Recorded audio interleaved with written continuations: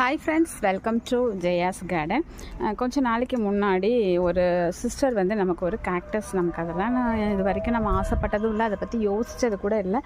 அவங்களாம் வந்து அந்த மதர் ஆஃப் 1000 அப்படிங்கிற செடி இருக்கு இல்லையா, அதோட ஒரு லீஃபும் இதுவும், இதோட நேம் எனக்கு தெரியல, இதுவும் எனக்கு அனுப்பிவிட்டாங்க. ஒரு பக்கம் வந்து பிங்க் கலராக இருக்குது, இன்னொரு பக்கம் வந்து க்ரீனாக இருக்குங்க. பார்க்கவே ரொம்ப அழகாக இருக்குது.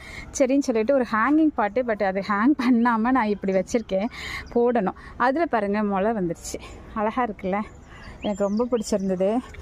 அதுவும் எங்கள் பாப்பா பார்த்துட்டு ரொம்ப அழகாக இருக்குது அப்படின்னு சொல்லி இதோட நேம் என்னென்னு கேட்டால் எனக்கு தெரில. ஸோ அதுக்காக தான் உங்களுக்கு நான் வந்து போட்டிருக்கேன். இதோட நேம் வந்து எனக்கு சொல்லுங்கள்.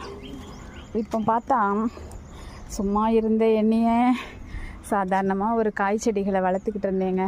என்னையை வந்து நீங்கள் வந்து பூச்செடி வளர்க்குற பக்கம் திருப்பி விட்டு இப்போ காயை விட அதிகமாக பூச்செடிகள் வச்சுக்கிட்டு அதை ரசிச்சுக்கிட்டு அறுவடை கூட பண்ணாமல் உட்காந்துட்ருக்கேன். இப்போ பார்த்தா கேக்டஸ் பக்கம் திருப்பிடுவீங்க போல் இருக்குதே என்னைய. அவ்வளோ எனக்கு பிடிக்குது. ஆனால் காய் இருந்தால் தானேங்க வீட்டுக்கு தேவைப்படுற காய்கறிகள் எல்லாம் அறுவடை பண்ண முடியும்.